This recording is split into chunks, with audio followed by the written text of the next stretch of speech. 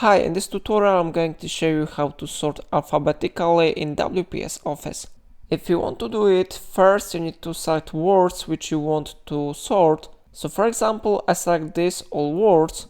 After that I need to go to Home tab, and here you have this one option. This option is Sort. It will let you to arrange the current selection in alphabetical or numerical order. It is especially useful if you are trying to organize data in a table.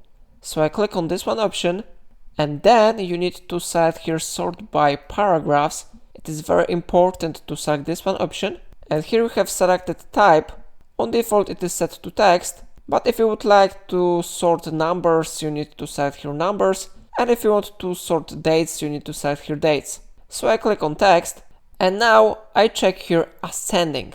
If your list doesn't has a header, you need to select this one option, no header row. Now I click OK button, and how you see it has been successfully sorted alphabetically. So it is how it works. If I helped you to do it, remember to like this tutorial and subscribe my channel. Please let me know in comment if it solved your problem.